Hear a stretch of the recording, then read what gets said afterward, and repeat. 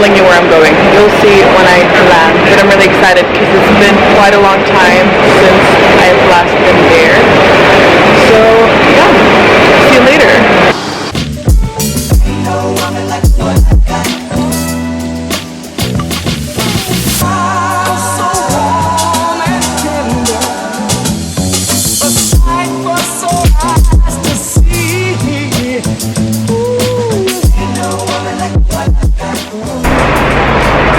I just arrived in Paris and I'm waiting for the bus. Quick update, I am in an Uber.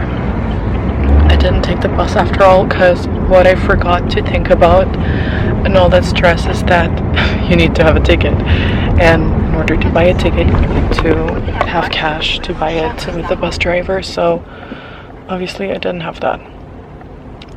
So yeah, I ordered an Uber. At least I feel safer, like mentally, and now I'm on my way. It's sunset in Paris, and yeah, see you later. Na na na na na na na.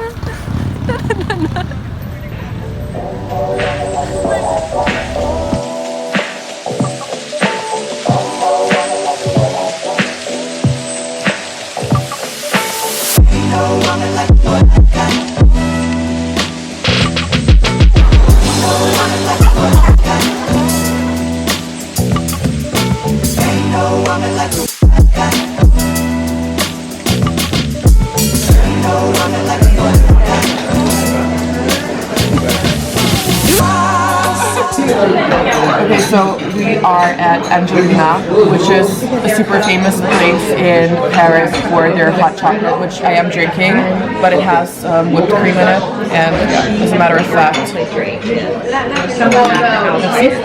and the chocolate is No really, regrets. really good. It's so thick and I don't know, it's amazing, I swear.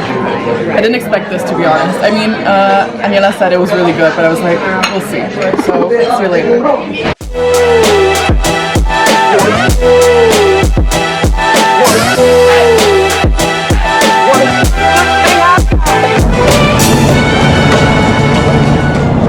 Okay, so the weather in Paris is really, really gloomy, and I can show you.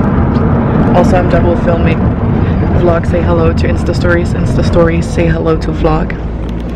And I was just at Angelina for their amazing and famous hot chocolate that apparently Coco Chanel herself was a fan of. And now I'm on my way to a meeting. I'm in a taxi because basically today is the 5th of December. It's a Thursday and it's a national communications strike.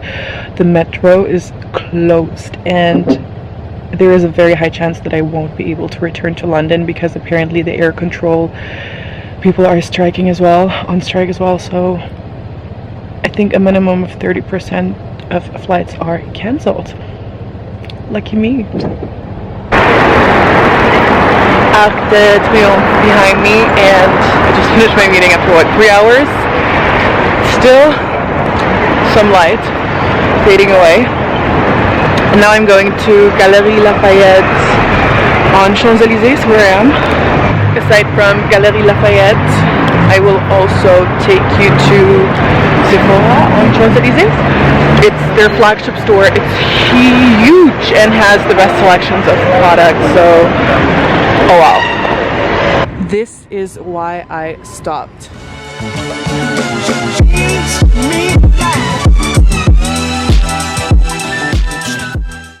Turns out, first there's Sephora and then second there is Galeries Lafayette, both on the same side of the street, so trust it.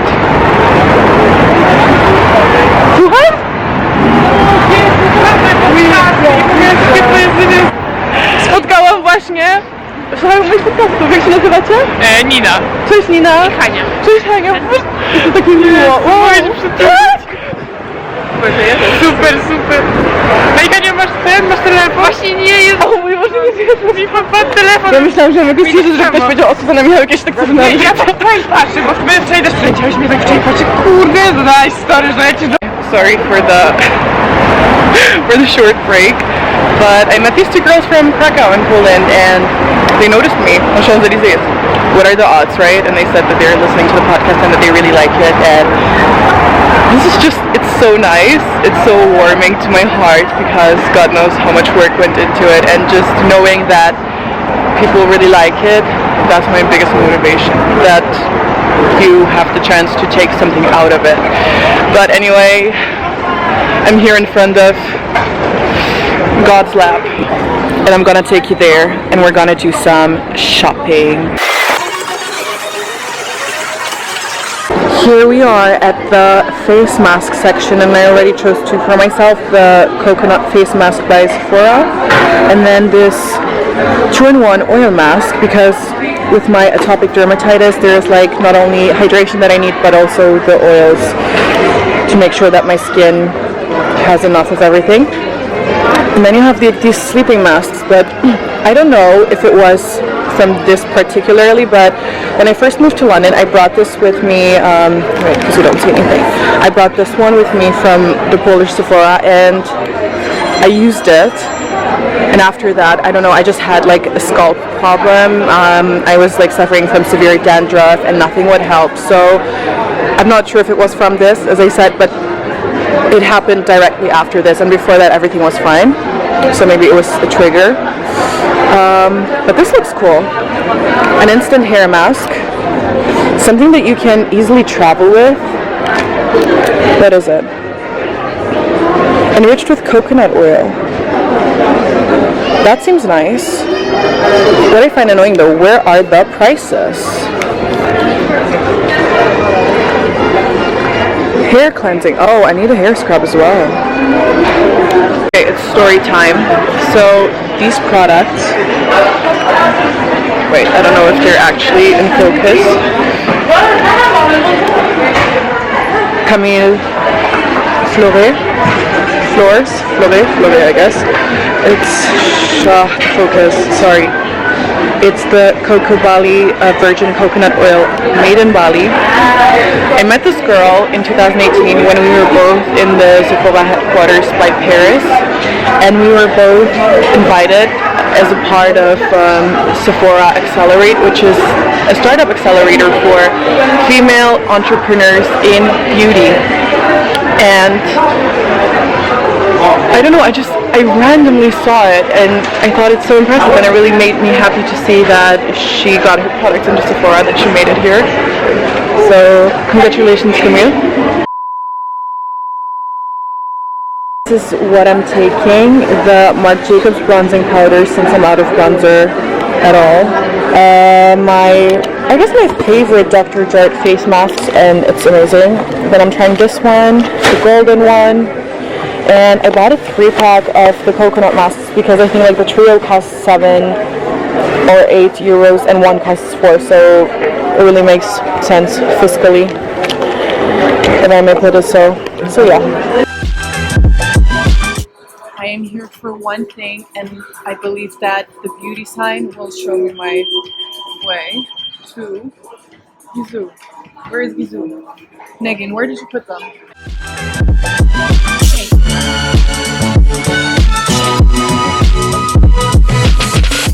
Found what I need.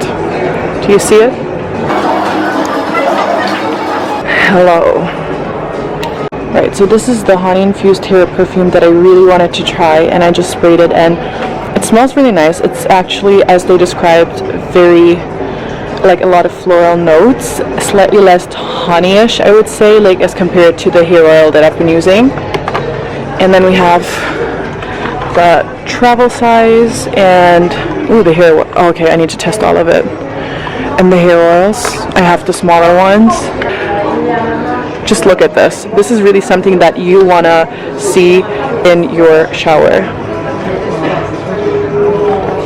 Okay, I need to test a little. See you later. I've put some propolis infused polishing primer in my hair. It is this one. I have this one at home actually, so I tried this one. I didn't try the heat protecting spray because obviously I won't be doing anything with heat here. I smelled the mask, the shampoo, and the conditioner. I've reapplied a little hair oil just because I don't have mine with me, and I tried the perfume, and I'm thinking I will actually get it. I just have to see if I can actually fit it in my luggage, because I remember that my liquid bag was full and I'm only traveling with hand-sized. The only thing I noticed here in particular, and I know that this must be like the store's fault, is I have these products at home and I've been using them for a year or something, and they still smell amazing. And here the products, except for the perfume, they've lost their fragrance, which is, I think, sad, because the fragrance for the hair oil at least is amazing. So I would anticipate that the shower products like the shampoo, the conditioner, and the hair mask, that they actually have a better smell than what I smelled here. And then also, why? I haven't used the shower products, but I have had the Royal Rose hair and body oil and like their classic hair oil. I think that the classic one, I don't see it here. No, there's only the wave ondulation, the wave spray ondulation. And so I don't see the classic hair oil. This one I didn't like that much, just because it was very, very lightweight, smelled gorgeous, but it wasn't really great for my hair type. But maybe if you have straight hair and don't need that much taming, I would definitely recommend this. Still, to be very honest with you and give you a good review, I think that Gisou's hair oil is better than the Wise. Oh, my bad, I lied. I've used the shower products. I had like the smaller versions, and they're actually great. I don't see the kit that I had here though. So if you want to give the Y a try, I would say go do it.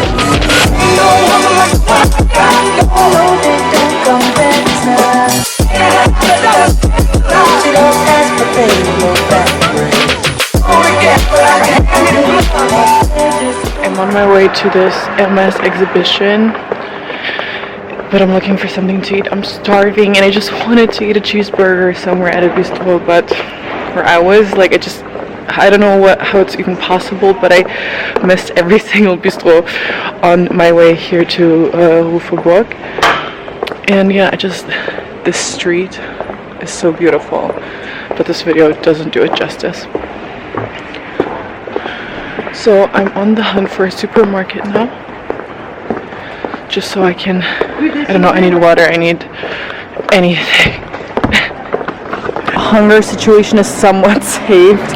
I only found a small smoothie, but in fact it's my favorite innocent smoothie anyway, so it's cool because it has kiwi, citron vert, citron. It's French. It's a kiwi, it's lemon, it's matcha, cucumber, and something else, and like vitamins. I think it has spirulina as well, if I'm not mistaken. Anyway, and I bought these. If you know me, you know I'm addicted to salt stick, like pretzel sticks. It's just the best thing. So yeah, good for me, because we don't have them in the UK. Let me be very cliche for a moment, but I need to share this with you.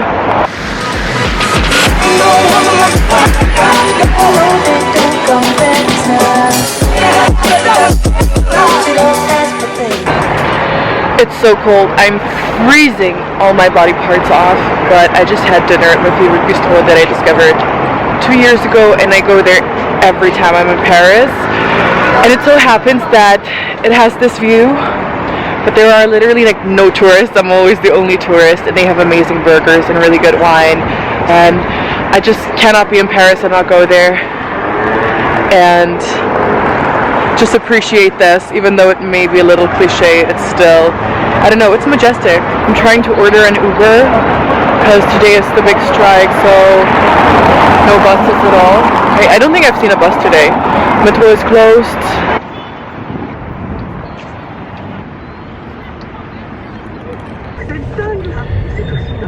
I'm in a taxi once again, and I'm on my way to take the bus to Charles de Gaulle.